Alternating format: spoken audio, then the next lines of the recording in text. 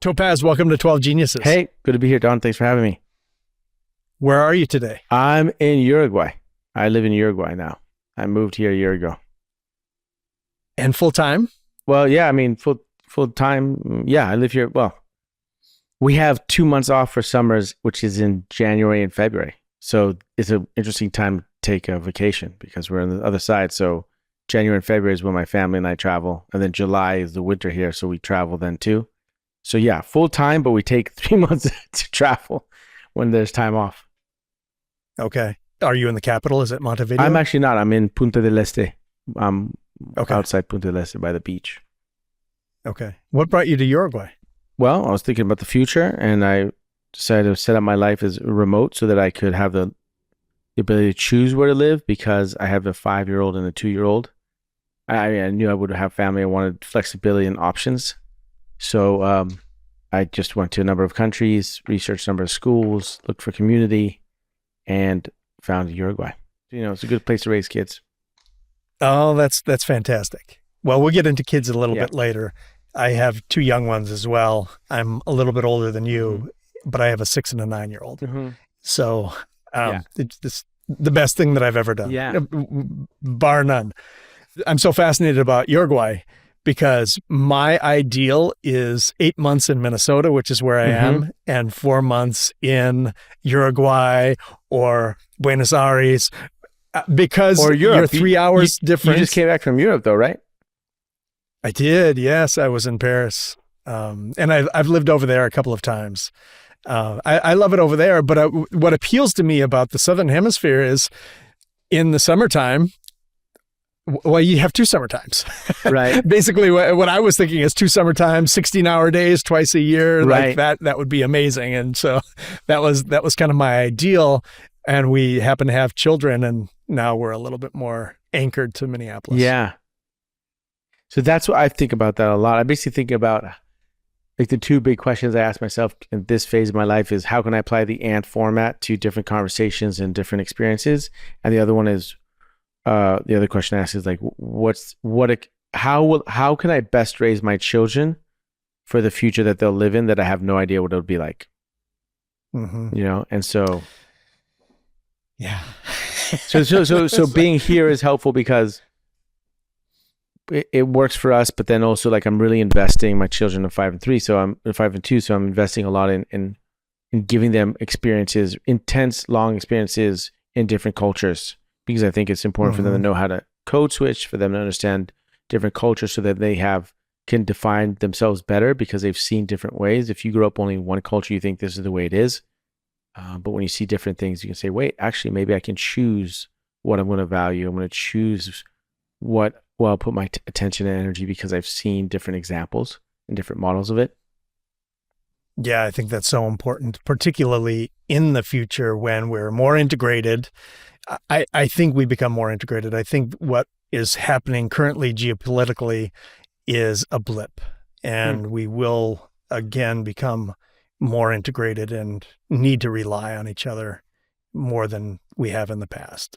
So that's my hope. Yeah, that's your hope, but do you think that'll happen because we'll evolve into that conscientiously, or you think shit will hit the fan that we'll be forced to do that, or something else? I think so. Long-term, humanity-wise, I think the Gaia hypothesis, if you're familiar with that, and I'm somewhat familiar with it. I probably couldn't really explain it well, but I believe humanity becomes one being, and we are cells within humanity. Interesting. And I don't know when that happens, maybe 100 years, maybe 500 years, but the way that we develop more of a collective consciousness. That's my belief. I believe that's where we're going, where this idea of the independent human being no longer can apply. And a lot of it is because of the technology and the way that it will network us. But these are just beliefs. Yeah. I don't know anything. You're testing out your beliefs against what you experience now, and then you change your beliefs according to the feedback you get. Yes. No? Yeah. Have you asked yourself why you're so interested in the future? Have you explored that? Yeah, because I'm a parent.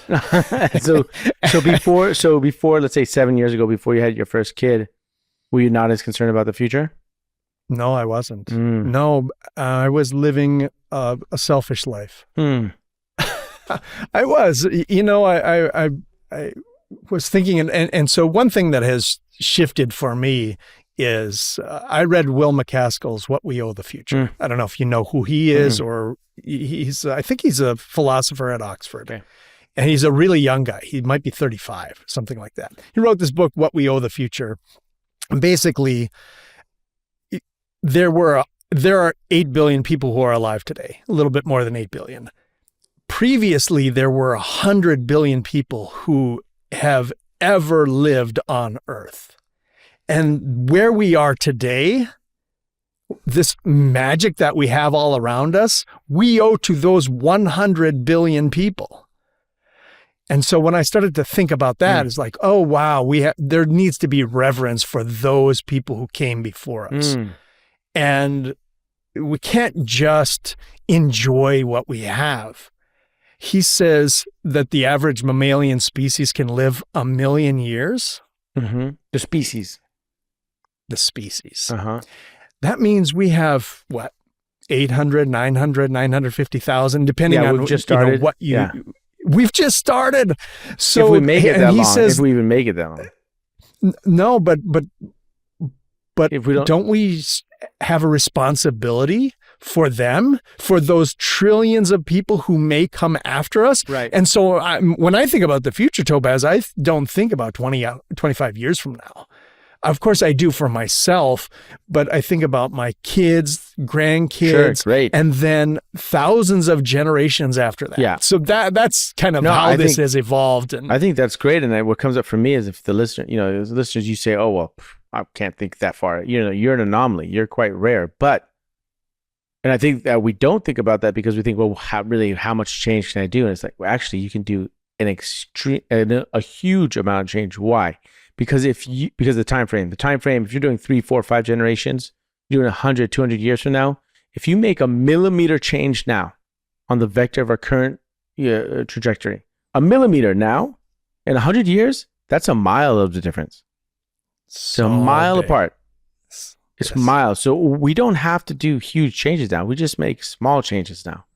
And I think we do that with conscientiousness. And I've been thinking about that. That's actually what started this whole project with my experience design studio, The Skin Deep, was, look, we're here in this flood of social media and technology, and it's changing the way we relate. This is 12 years ago. How is all these technological changes in gadgets and tools, how is technology changing the way we're emotionally relating to one another? And if we can explore that question with a more conscientiousness, we can make that millimeter change now that will then change the trajectory of the position of where we're at in 100 years, 200 years. Well, let's back up a minute because you've referenced a couple things. You've referenced the and you've referenced Skin Deep. What are these things for our listener? The Skin Deep is an experience design studio that I started in 2014. And experience design studio means, because before that I was a filmmaker. So you could say, oh, it's a production company that makes movies. But I realized if you want to connect with the audience, if you want to connect with people and share ideas, it's not necessarily about making a movie or a documentary or a TV show. It's actually, with all this digital media at hand and all this technology at hand, it's about creating experiences and choosing how you're going to present those. So I created a studio, and the studio was focused on the question of how is the emotional experience of being human shifting and changing in lieu of all this technology. And so we would create experiences, and the most successful experience is called the and, which is about exploring the space between. You say you love humanity. You talked about humanity. For me, I love humanity too. I don't know if I love humans, but I know I love humanity. And humanity to me is that sense of what's between us, a sense of connection, right? The thing that draws us and has us resonant with other people. Those moments and those experiences, those conversations, that's what connects us. And so I don't see humanity is in us. I see it's what's between us. So then the question is, how do you cultivate that? And with this, the and, which is the most successful experience we've created, last 11 years, we brought people into a room to face each other, asking each other questions that we pose. I've learned a lot from that experience. That's why it's distilled in the book. That's why we're talking now. But I've seen the and is is humanity. The and is the space between. So the and alludes to, a relationship is not you or I, us or them. It's you and I. It's us and them. It's the and that is a conjunction. It is the and that is the threads that bind us. And it's the and where humanity lives. So having this privileged position where I brought over 1,250 pairs, all kinds of relationships, everything you can imagine, together, who know each other in a room, and posing them with questions, I've really learned about how to create the space and how do you construct well-constructed questions so that the payoff is that you can deepen your relationships. You can explore your relationships. And ultimately what I've learned is the power is in the question. The question is the answer. The answer is the question. It's all about the question, not the answer. And we spend a lot of time on the answers. I've checked out the YouTube channel and it's amazing. Thank you. And so well done. You watch one video and you want to watch the next one. You're just okay, let's go. Let's get into this. And the dynamics between the two people can be so wildly different. Yeah. So the first one that I watched was between a married couple, and the first question I saw was, what is one experience you wish we never had and why? And I didn't know what to expect. And you could see, because you see close-ups of both parties, the question asker and the answer, and they just melted in their chairs. And I don't know if you remember this one, Topaz, but their son had died. Laura and Brad. Yeah. Oh my gosh. Yeah. And as a father, I mean, I was just like, that's the worst nightmare. And they talked about that, and you could see them getting closer, and you could see this connection. So it's really interesting. You talked about this energy or this connection, and I've heard you talking about having two magnets and you can't see the pull or the attraction or what keeps them apart or what draws them together, but you actually see this in this particular video. Yeah. So that's the first one. And then the next one that I watched was a couple who were a little bit younger, and they were kind of fighting on camera. And he's like, "Oh, I don't want to answer that on Dan and on Selena. Camera." And Selena, it's like, "Oh, that's so interesting." Yeah. So anyway, it's really a powerful format. Well, right? It's a powerful format, but also the questions are so powerful too. And you wrote the book 12 Questions for Love, and I wonder, why did you write this book? What were you looking to accomplish?